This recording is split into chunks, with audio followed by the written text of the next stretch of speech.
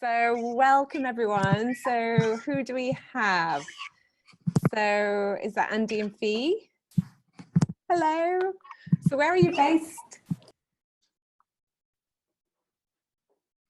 Oh, you're on mute. Myrtle Beach. Oh, of course. So we've got Fee. I don't think I've met you, Fee. Is that right? Yeah, hey. Oh, lovely to see you.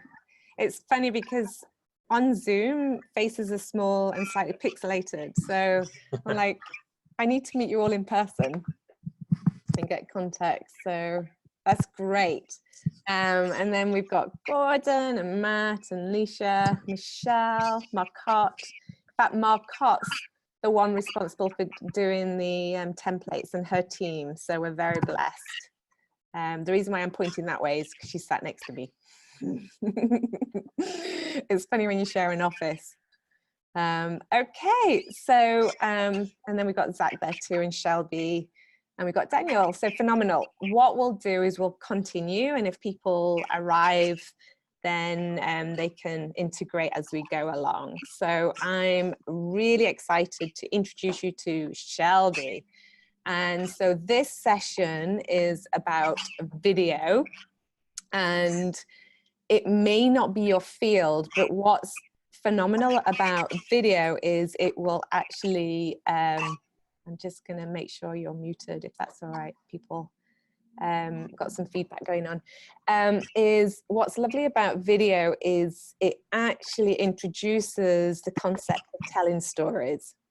And as communicators, we're storytellers. So whether you're using it for graphics, whether you're using it 3D, whether you're using it for motion, at the end of the day, we're telling a story to inspire. We've all gone through an incredible, phenomenal transformation experience, and we're continually going through that transformation journey. How better to live the story? And you know, we can do it in many different formats, but video is obviously the area and expertise of Shelby. Oh, can you all make sure you're on mute if that's possible? And so actually Shelby is now going to take over this session and show you his tips and tricks and things that will inspire the whole journey of communicating your story. Because really at the end of the day, there's a purpose in that. There's a purpose in us aligning with the brand, getting used to, you know, why we do what we do, and actually be on that journey of purposefully, intentionally going to the end of the journey and measuring our success, for a better of words. So over to you, Shelby. I am excited to hear this. Thanks, Joe. Yeah, so I mean, I know a bunch of you are actually from here in Toronto, but for those who don't know me, just a little bit of backstory about myself. I kind of came into contact with Catch the Fire in 2010. I came to Toronto, did the school. On the school, met my wife, well, my now wife. She wasn't my wife at the time, obviously. But yeah, so we met there right after the school. I did an internship with the production department for about 1.5 years, and then ended up just kind of sticking around Toronto, did a few other jobs, came back, got married, and then kind of started working part-time here at Catch a Fire in the production department like 4 or 5 years ago. And then in the last kind of year and a bit in the last year or so, I've kind of transitioned into managing the production department. So that's kind of my role now. And most of that is our kind of live services and stuff. We've done a bunch of other little video projects here and there.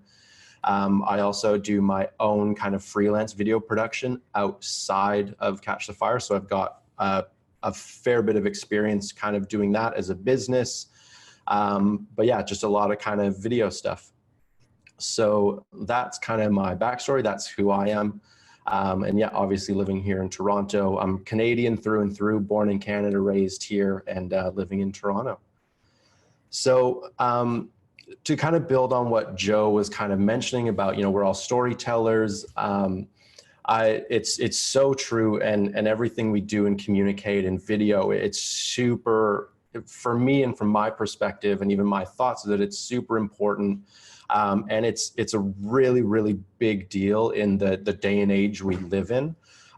So I wanted to kind of start all of this with just kind of providing some perspective, basically, of what video is and does, and just kind of how crazy and mind-blowing the kind of stats behind video and how much is out there really are. So I was chatting with some students yesterday and I kind of asked them a couple questions, but just think in your head, like, you know, I'm going to talk a lot about YouTube because that's primarily where I focus my work and energy. And in regards to video, I think it's by far the biggest kind of platform and connection with people that exists. If you're talking about video, Facebook is big, and you know it does a bit more than just kind of video stuff. But yeah, so I'm talking mostly about YouTube today and that kind of its role and how we can use it. So if you just quickly think in your head, you know, a number of how many users do you think are logged into YouTube every month? And just think of a number. How many people do you think log in every month? I'm going to get to that in the next slide. And then also think of the number of how many videos do you think are watched on YouTube just in one day. So I'll give you 5 seconds to think about that. You know, you can be right in your head if you weren't right or whatever you want to do. So every month there's 1.9 billion users logged into YouTube. So for me, that's mind blowing. That's so many people on YouTube every month. Yeah, so for me, that's kind of staggering. The second question, other side on the top there, there's 1 billion videos watched on YouTube every single day, just on mobile devices. That's not on web browsers, on computers, it's just on mobile devices. So for me, these numbers it's insane. Like the amount of people on, the amount of people watching, the amount of content being consumed, it's pretty mind blowing for me. So those are two of the big things why for me, like YouTube is like, it's a serious thing. Some other quick stats here, 8 out of 10, 18 to 49-year-olds use YouTube every month. So it's 80% of people in that age bracket. It's the second largest search engine next to Google, which owns YouTube. And also that makes it the second most visited website in the world as well. Again, only next to Google itself. Another kind of interesting thing for me was 80% of parents in the US are looking for content for their kids on YouTube, whether that's, you know, they're trying to get stuff done in the house and need something to kind of keep them entertained or whatever it is. YouTube was the most popular app in 2018 on iOS devices. And the two main things that people go to YouTube for, that people search for, are relaxation and just kind of feeling entertained. So there's just a couple quick things to kind of give some perspective of how big of a deal YouTube is in our culture, our society, and all of that kind of stuff. Facebook, I don't use Facebook as much, but it's definitely still important in terms of communication and stuff. Our communication team uses it a lot. Some stats that kind of come through Facebook, if you are doing live videos versus produced videos, people watch 3 times longer on a live video versus something that's produced. So another thing is, Facebook users spend an average of 35 minutes a day on Facebook, which doesn't necessarily seem like a crazy amount of time, but it's 35 minutes a day. And the stat that I like below that is an average of 50% of the 18 to 44-year-olds that are using Facebook. They get their information there. So they, things like news, like what's going on in the world, if they're talking about business trends and all of that kind of stuff. And then lifestyle things like what's important, what's cool, whether you want to talk about moral issues and all of that kind of stuff. So people are going there to form opinions that they kind of incorporate into who they are, basically. And then, oh, I lost my mouse here. There we go. So I wanted to relate this to business quick. And, we don't usually think of the church as a business. And that's not how I view the church, but I try and have a bit of that business perspective, in the sense that, we do kind of have products we offer. It's not that like God's a product and we want to sell God, but there's some kind of connections which I'll get to on the next kind of slide. But so here's some interesting business stats. So 83% of businesses that use video and invest in video say it's a good ROI. It's a good return on investment for them. One of the stats that I saw was for every $1 that businesses put in, they get 2 out. So which is a pretty good return on investment if you're looking at business. This one's really interesting. So when talking about delivering a message to people, you can write like a blog post and some literature or that kind of stuff, or emails, or you can do videos and visual stuff.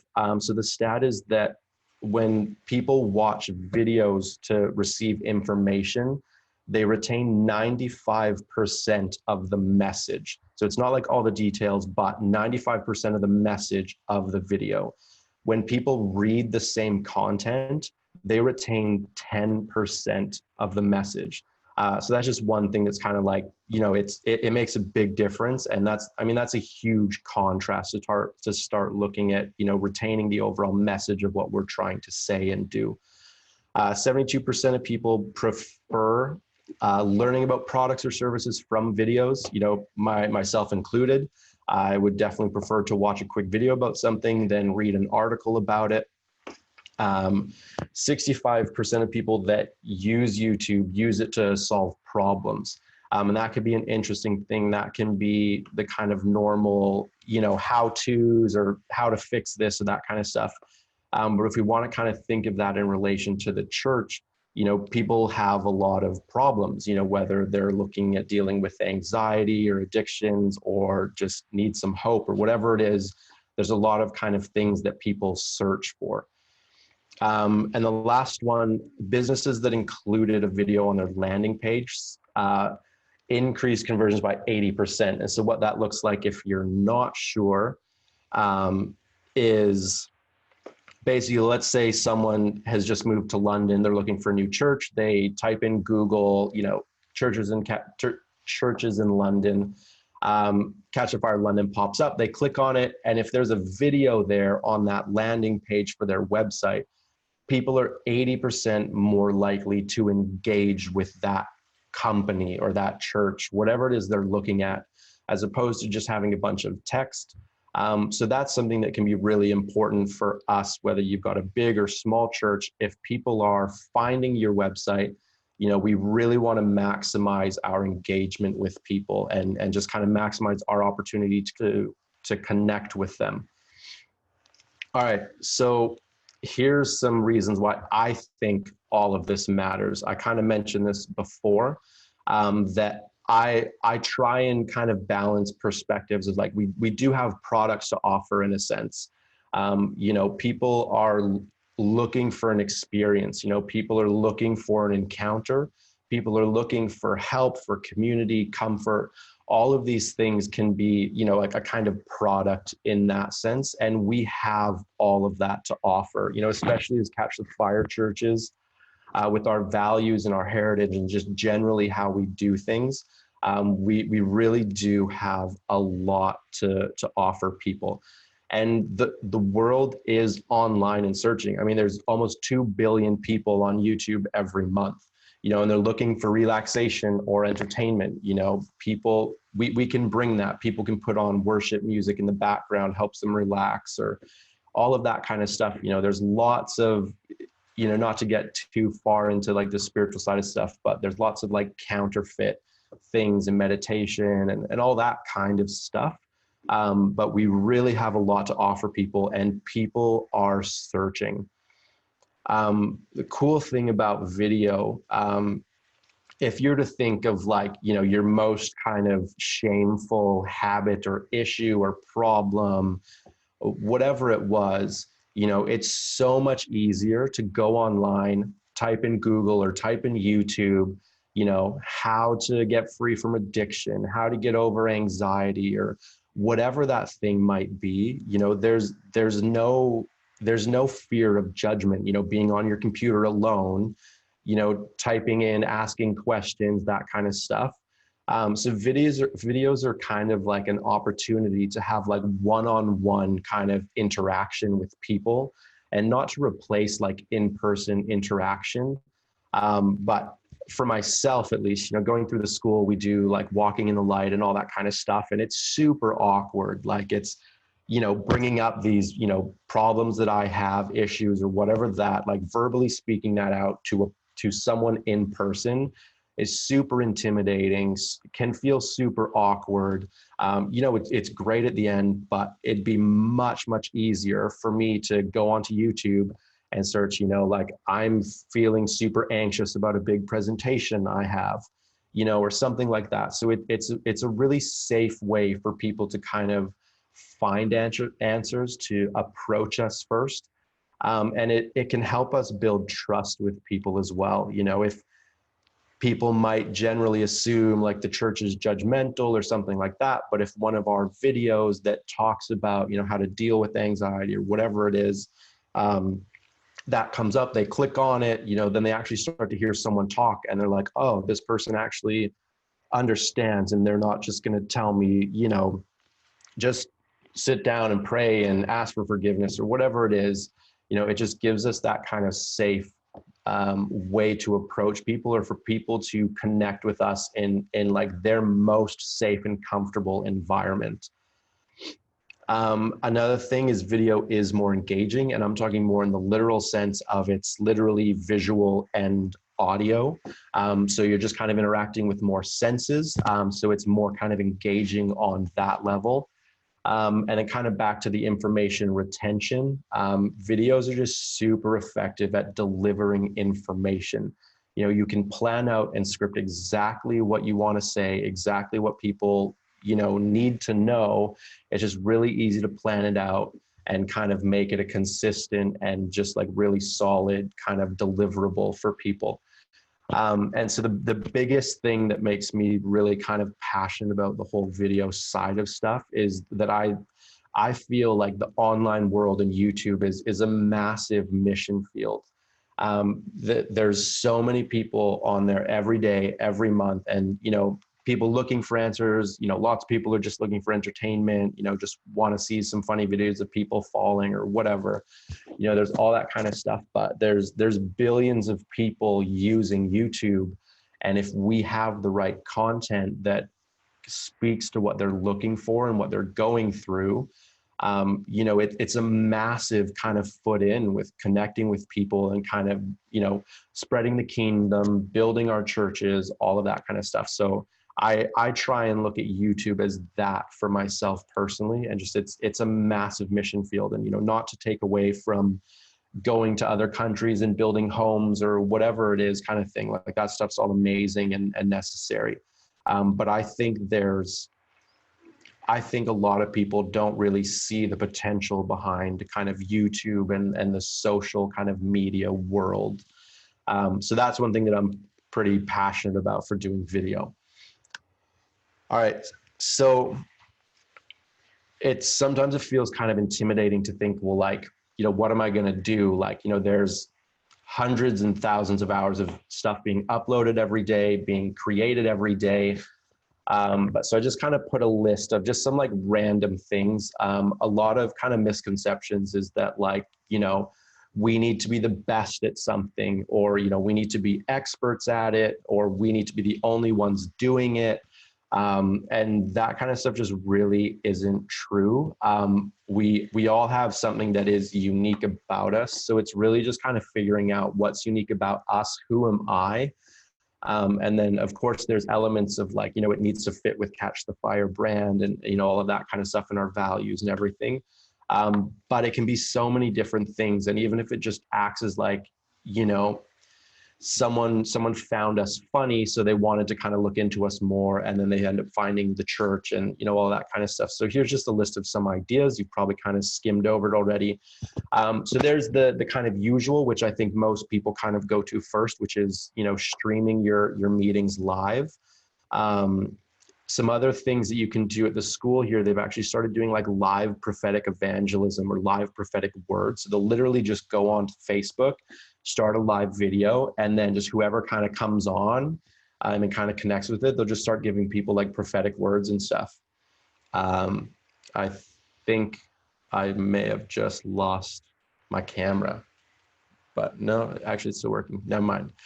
All right, so that's one thing that people do. You know, it can be something simple like daily jokes or weekly jokes. Even if, you know, you're not kind of the space of like, we want to stream live, but we don't have all the gear or the know-how yet. You know, maybe you could just do like a weekly preview of this is what I'm going to be talking about this month. You know, if you're the pastor, it can just be like, hey, you know, if you're interested in this, I'm going to be talking about it this Sunday. Here's like a quick minute preview, and maybe you post that every month. So, you know, someone isn't getting all of the information or all of the content, but they're at least seeing like, hey, actually that one thing that this person just talked about is something I need right now. So I'm actually going to go there on Sunday because it really spoke to me. And if you're kind of doing that regularly, people are going to know it's like, hey, I can get a quick preview of what's happening. And, you know, you'll capture people's attention, and it might just be a way of, that's how you actually build your local congregation. There's things like devotionals, inspirational thoughts, poetry reading. You know, maybe you want to start a talk thing about God in sports, or maybe it's just kind of sharing testimonies of what God's doing in your church or doing in your missions or events or that kind of stuff, just to kind of put it out there. So again, people can find it and people can see it and they can actually connect with you. You know, you talk about current affairs, that kind of stuff, how it relates to us, our views on it, and, you know, maybe how to change things, or, you know, relationship issues, or just relationships in general, parenting tips, parenting issues. You know, there's all of that kind of stuff, that it doesn't necessarily just need to be we're doing live sermons or live worship, that kind of stuff. There's so much more that we have to offer people from my perspective. So there's just a few things. Also, just throw it out there, if you do have questions or comments or anything, we'll definitely have time at the end so we can do it there. All right, so some things that I think are important to know. So for us personally, for me as like just an ambassador of Catch the Fire, we really need to know who we are as a person. And that's not just like you know, our identity in God and that sort of stuff. That's super important as well. But it's things like, you know, what am I good at? Like, am I the next kind of like Martha Stewart, but filled with the Holy Spirit, you know? Or am I like an amazing teacher on the Bible? Am I just a comedian? You know, am I really funny and I can kind of, you know, make videos that are humorous, but kind of touch on serious topics or that kind of stuff? Or maybe I'm just like an inspirational speaker. You know, there's loads of different stuff. So it's kind of figuring out what's your strength. What are you good at? You don't need to be the best. It's just, what are you good at? And just what your strengths are. A way that I've found that for myself is, because I wouldn't have really known a couple years ago, like what my thing was, what I'm good at, or all that kind of stuff. So I think it was from Bill Johnson. He talked about, you know, the way to figure out like your calling or what you're good at or that kind of stuff, is to just like look at your life and see like, where do I find favor the most often, and favor with people, favor with God, whatever it is. So, you know, maybe you just like randomly all the time find yourself in like deep conversations about people having like a rough day at the supermarket or something. So maybe your thing is actually some sort of evangelism, and it's not like the going out speaking on the street kind of thing, but you know, it could be little signs like that. Or maybe, you know, I just always seem to like be really aware of like business markets and, you know, make good decisions financially all the time, or that kind of stuff. Or, you know, maybe you're an artist. And so it's really just kind of looking for where you're already seeing favor in your life, because likely that's going to be something that God's put on you, and there is some sort of calling towards that. So there's a lot more that you can kind of go to in that, but I'm going to jump over to corporately. Also, all of this stuff does need to, connect with Catch the Fire brand and values and the goals and all of that kind of stuff. So it's just having to think of like, how does who I am kind of benefit and kind of connect with or support Catch the Fire as a whole. I'll go through some of like the values in a bit. And it's also just thinking about big picture. What is the overall goal of my specific church or my specific ministry? And how does this actually support that goal? So maybe your goal is just increasing local attendance. So I'm going to be thinking, okay, like how can my videos work to just create awareness of my local church and kind of get more people in the door or whatever it is. Or maybe, you just really want to help transform people that have a problem with X, whatever it is, just kind of figuring out how myself supports kind of what the church is doing and what the church is about. You definitely need to know your audience. Who are these videos for? Who's looking for these answers? There's a lot of different demographics on YouTube, and I know other people in past kind of brand coaching sessions have talked about demographics, and it's the same for video. You really need to know who's watching it and who you want to watch it, because that's going to affect, the actual video and content itself. If you're doing some sort of like plant show, it's going to be very different for, seniors than it would be for kids, just the way you talk and film and that kind of stuff. So it's just really good to know who it's for. Another thing that a lot of people get hung up on, myself included, because I'm in video, is production quality versus content quality. With the way things are going now, production quality is no longer the key factor in people watching your stuff, consuming your content. So what I mean by that is like, you don't need the best cameras, you don't need the best lights, none of that kind of stuff. That stuff's all secondary to actual content quality. So people are looking for real and authentic content. And we as the church should have a lot of that to offer. We've got the truth. So, all of that kind of stuff is on our side, but people are really looking for quality of content. So if you're filming on an iPhone and you don't have lights and whatever it is, you can still win out in this overall, even though, you don't have production kind of stuff on your side. And then beyond that, if you do have gear, make sure you know how it works. And then make sure how that kind of fits in with like the brand guides. So like colors and fonts and logos and all that kind of stuff will be important kind of on the corporate side of stuff. All right, so some actual film gear. Most people now have smartphones. That's kind of all you need to get started. So this is a bit kind of sarcastic, but so here's what you really need to do good content. You need to get a smartphone, film yourself, and post it. That's oversimplifying things a bit, but people like myself, I overthink things, and I'm like, I'm going to get this amazing light set up and all this kind of stuff, and at the end of it, people don't really care if what I'm providing to them, if the content of what it isn't good. So it's kind of simple. So here's some actual kind of startup advice if you are looking to start new things. Again, it goes back to figure out who you are, find your content. What do I have to offer people specifically that I'm good at? Also, just figure out like a realistic plan of what you can actually deliver and how much you can deliver. If you start off trying to do a video every week, you might find that it's actually a lot of work kind of figuring out a time to film it. Maybe you've got to put the kids down for a nap and kind of squeeze in a quick half hour to film something. And then you got to find some more time to kind of figure out how to post it. And, you need to realistically figure out what you can handle every week or every month kind of thing, whatever that looks like for you. It'll be very different for people. And it depends on how long your content is as well. If you're doing like a 30-second joke once a day, it can be pretty simple and pretty straightforward, and it only takes you, maybe a minute to do it all kind of thing. And then just start posting. So if I was starting from nothing and I was looking at what gear do I need, this is kind of a list of, where I think a lot of people won't have cameras and that kind of stuff. If you do, that's great. You can start with that. But realistically, you need a smartphone. ideally you have some sort of editing software, which almost any new computer, whether it's Windows or Mac, will come with its own kind of proprietary video editing software.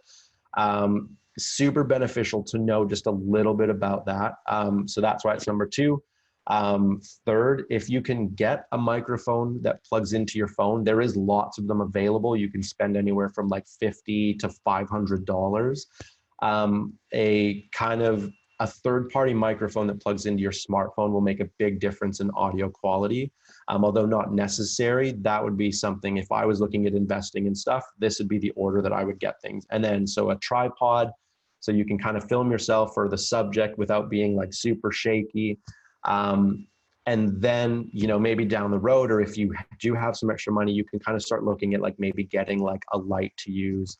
Once you've been doing it and it's working and you're like, yep, we're going to keep investing in this, you know, then you can look at getting like a better camera, a better mic, and you know, obviously you can kind of go to the moon and back from there. But so that's my honest kind of, you know, if you had nothing and you don't have money, you don't want to spend money on it yet, just get a phone, try and find some editing software. And if you can get a microphone, great. If not, you know, a smartphone is going to take you a long ways in terms of getting quality content to people. All right, so now I'm going to talk a little bit about how do we do all of this stuff and what does it look like kind of making it catch the fire. So there's kind of 3 basic filters that kind of, well, not kind of, that Joe has got for us, basically doing the whole kind of rebranding. So basically anything that we do at Catch the Fire here, we try and run it through these filters, and it should kind of check at least one of these. Lots of times you'll get multiple or all 3 kind of thing. But whatever we do should be doing one of these things, because those are our values and that's kind of what we're here for, basically.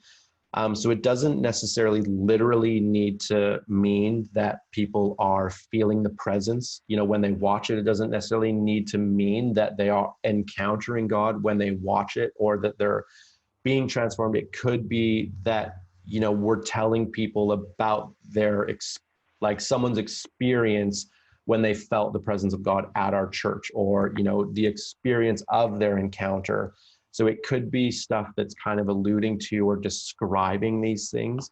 But, you know, all of these things are great if people are feeling it. And, you know, generally they're going to have some sort of feeling about the videos. So technically they're going to be encountering something. There's going to be some sort of emotion translated through the video and that kind of stuff. But yeah, it's not always as literal as, you know, you might think, or you might think that it needs to be. But if you can make like a little video course on how to get free from whatever, or how to accomplish this, or how to be more joyful or happy, or maybe you kind of make a video that people literally do encounter the presence of God through, and then that's amazing. And it's definitely doable. We get people on our YouTube channel all the time that leave comments about like, they can really feel the presence, you know, I really like encountered God, or, you know, I had a transforming moment in this kind of service, and all that kind of stuff. So it's totally doable, but it doesn't always necessarily need to be so literal, from my perspective, at least. All right, so I kind of mentioned this earlier, but we're all ambassadors. So every image that we show people, you know, whether it's still like photography or video, it's communicating a lot of things. There's everything about the color, you know, the sound, where the camera is, where the subject is, how the camera is moving. All of this stuff communicates information to people, and a lot of it's subconscious. And, you know, you can spend a lot of time kind of researching, you know, how different camera movements and angles make people feel certain things. But so it's just kind of to be aware that, you know, where you put the camera, where you put the person, what the lighting's like, what the sound's like, that all actually communicates to people. And that's all a big part of us telling these stories and kind of connecting and engaging with people. So I'm going to go through some steps of what I would generally do when I'm approaching some sort of video project. And so this will be fairly general. But so generally, I start with research, and sometimes that's a lot of research. Sometimes that's just like, okay, where are we going to film this thing? But so here's some things that are good to know for whenever you do a video. It's what's the goal of this video? Is it, just to kind of lift people's mood a bit? Is it to bring awareness about our church? Is it to bring awareness about our brand? Is it to help transform people, to get people set free? Whatever it is, you should have a goal for everything that you do. We did a lot of stuff here at Toronto that we didn't really have good goals for, or that didn't really serve our main goals. And so over the last kind of year and a bit, we've actually been going through a process of like cutting out all the extra stuff that we do that doesn't really serve our main goals. So it's really good to know that it can save you a lot of time down the road. Again, know your audience, know who it's for. It's also good to know what other people are doing in that topic or about it. Doesn't mean that if someone's doing it, you shouldn't do it. But it's just good to have some more perspective. You might get some other ideas like, oh, that was great, but they didn't touch on this thing. So I can actually, find that niche and really kind of explain that more. It's good to know how people are searching for this information. If they're just, what words are they using to find this? And, there's all kinds of keyword search tools online. But it's just good to know how are people looking for this kind of information. And then the other thing I would do is, where am I going to kind of produce this video, basically? So it's really good to just make sure you're intentional and just to have a think through, like, what am I going to show people and what's that going to say to them? What are people going to hear in this video? And then just think of like, if I'm just trying to get people's attention and bring awareness to my church, I probably don't want a 45-minute video that just tells them every single thing about the church. People that don't know about you already, probably not going to care enough to watch a 45-minute video. But if it captures their attention and it's a minute long, people will stick around and people will watch.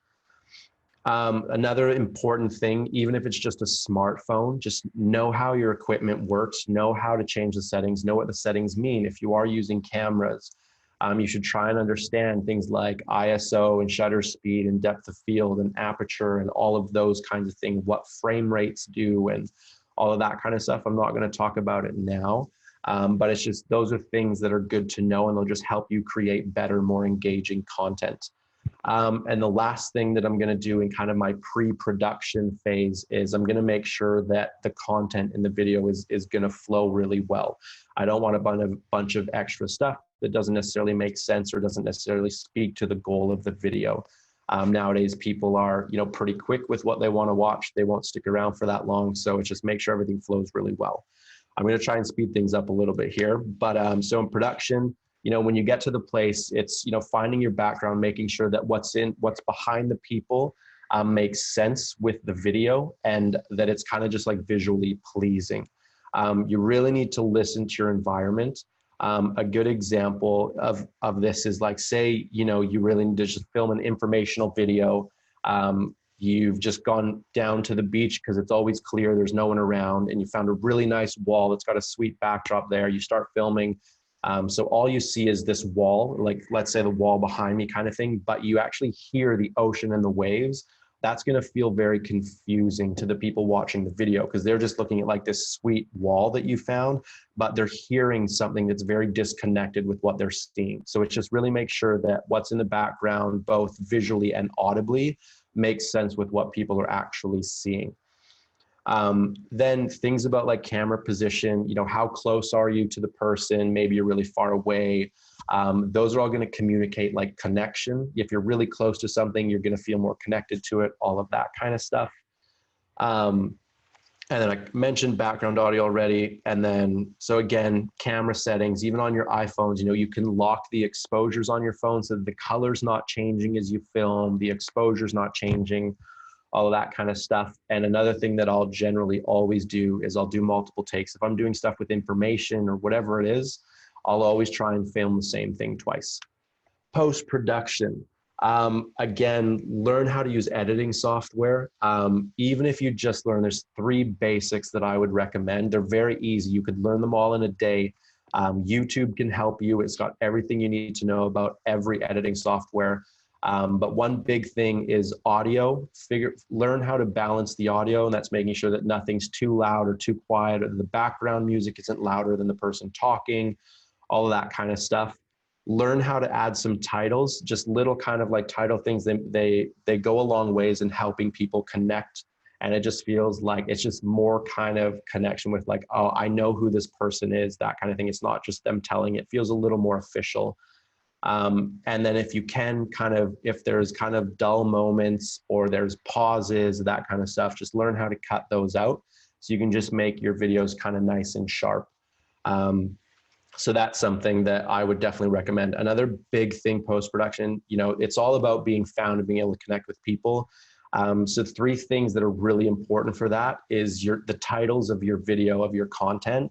This is how people are searching and finding your stuff. You know, tags are definitely important with that as well. But your titles go a long way to getting people's attention. You know, we form judgments about stuff super fast. You know, the instant I see something, I know whether or not it's interesting or not to me. And if the visual isn't that interesting, then the title's kind of like a second chance, like, oh, actually, that's something I'm interested in. So titles are very important. Thumbnails are really important. The little image icon that's beside the video, that kind of stuff. Those are all very important things. And then just post and share. So the next thing, I've just got a couple quick examples. Again, I'm going to try and like rush through these super fast. So if I was making a video that's just to show what our church is kind of thing. So I'd be looking at it like this. Right off the bat, we need to establish some context. We need people to see what we're talking about. So visually, you're going to start with like a wide shot that's going to show the buildings. People are going to be able to visually connect with this. The next thing, which is generally within the first 10 seconds of any video, you need to tell people why they're here and what they're going to get, or the problem that you're going to solve for them. There's no more kind of leaving the cliffhanger till the end, that kind of stuff. People go through content super fast. So you want to tell people right away what they're in for, basically. So it's, you know, in this video, we're going to talk about this and show you how to do this. And here we go, that kind of thing. You need to keep the mood in mind. So if you're showing people, in this example, our church, you're going to want bright colors, happy people, and just like bright faces, and then kind of build intimate kind of connection from there. And that's both visual and audio wise. So you're going to want songs that feel like happy and upbeat as well. So from there, you're going to want to kind of, like I said, start building connection with people, show people interaction. Again, like this kind of video, it's going to be happy. It's going to be fairly close and personal, but not like right in someone's face where you kind of feel uncomfortable and like, oh man, like let's back up a bit. So it's about capturing the right emotions, because with any video, you're looking to elicit an emotional response, whether that's happiness, joy, sadness, anger, whatever it is. That's what needs to happen in a video. People need to feel something. And then of course we want to show the diversity of what our church has. You know, there's preaching, there's kids church, there's worship, you know, we do missions, whatever it is. Just to kind of show a diverse kind of range of what we actually have to offer, is make sure that whoever's talking in the video, or whether it's just visual communication, that it's all very clear and you're clearly showing what you're doing, or saying what you're doing, and kind of helping them solve the problem of like, I need a church, you know, I need community, I need people that care about me, whatever it is, or I just want a place that has amazing worship.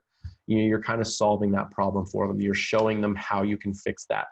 And at the end of any video, there should be some sort of call to action, whether that's as simple as like, hey, if you want to see more, go to our website or check out the other videos on our channel. Or, you know, you might be doing like a financial campaign where you're asking people to give, or whatever it is, whether it's go to the website, come to our church, you know, look us up on the website. There should be some sort of call to action. I'm going to try and go through this one even faster. So interviews and talking heads, this would be kind of whether you're telling a story of something that happened at your church, or you're giving people information. So here's 2 examples. On the left side, that's like a talking head video. You would do this if you're just giving people information. It's directed to a specific person, whether it's an attendee or a potential attendee. So you would generally do this kind of straight on, you know, like I'm talking to all of you guys specifically right now. if you're telling a story about something that happened in the church, you'd probably want to look at more of like an interview style video, which is the other video. The reason people would do this generally, if we're telling stories, they're a little more personal, they could be a little more emotional, that kind of stuff. If I'm talking straight to you and I don't know you, talking about deep personal things, there's potential for this kind of awkward feeling of like, oh, I don't know if I actually want to hear this. But when it's an interview style and it's, I'm kind of talking off camera, it allows the viewer to feel a little bit like more fly on the wall. They're not intruding, they're not distracting what's going on, and they can kind of choose whether or not they're engaging with this. Whereas if I'm looking at you, it's like, I see you, I'm talking to you, you better respond kind of thing. So those are those kind of styles and what you would kind of use them for. Again, with both of these, cut out as much as possible. Take out all the unnecessary information unless it's like a humor, fun thing. But, just make sure you're not rambling on and on about stuff that people don't really need to know. And again, a call to action, it could be anything. It could be check out our website for the full details or anything like that.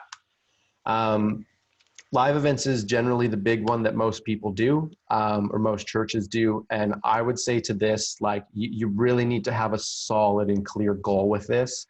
And you need to ask hard questions about, like, why do we want to do this? Is our goal to be the next kind of Hillsong Online or that kind of thing? Because those things are huge investments and they take a lot of time and resources. So this isn't necessarily the best way to reach people if you're just trying to like create awareness of your church or that kind of stuff. But if it is, I would say just start really simple, start with one camera, figure out how to get like a good audio signal into that from your soundboard. And basically just at every step, just figure out how to do it amazing and then increase. Don't try and buy everything like right off the bat, because it's going to be super overwhelming. And there's just going to be a lot of stuff involved that, people don't generally know when they first get into stuff. So start simple, kind of become great at that, then expand. And it can, live production can be as big as you want and as expensive as you want as well. So that's it for that. So that's my whole presentation. So if anybody does have any questions that's a little more specific or anything like that, I'd be happy to try and answer whatever I can.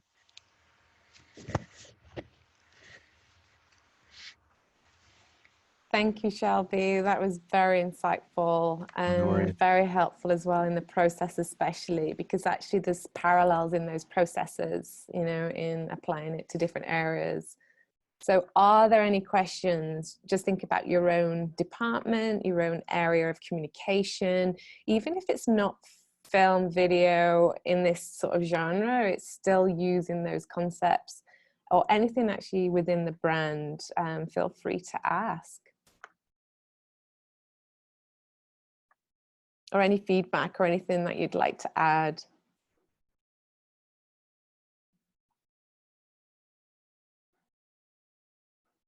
Oh, Shelby, you did a good job there. That's perfect. That was excellent. Okay, is that a hand up there?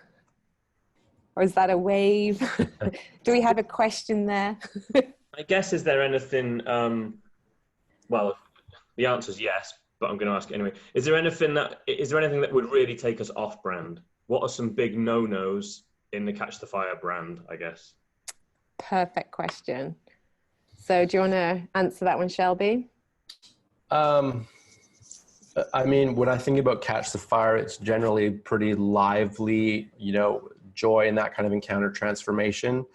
I don't know, in terms of video stuff, like if you started like a kind of rant channel about like, I'm just going to kind of go off on what I hate about other churches and why we're better, something like that, maybe not be great. It might attract a lot of people, but it might not be healthy people kind of thing.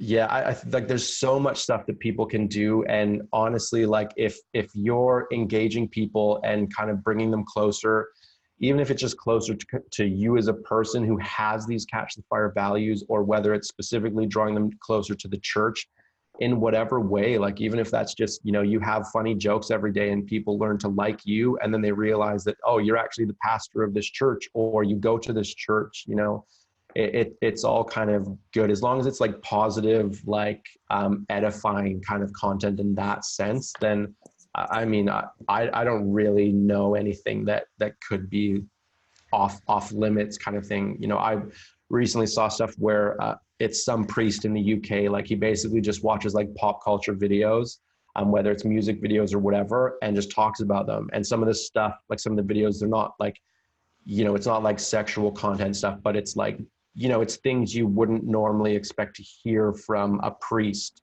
but he's talking about all this stuff and, you know, what he thinks about it, and kind of bringing a different perspective to people that would normally watch that kind of content.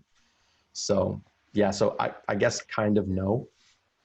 I think that's really good. I think what helps you in all of this is thinking about your audience and thinking about your goal, like Shelby said. So if your end result is connection, then you've got a bit of a free-for-all. Obviously, you don't want it to be negative or can'ts or put downs, but you can do that you know, you can edify and bless and do it in such a way that attracts, it influences, it creates people to come back, it inspires.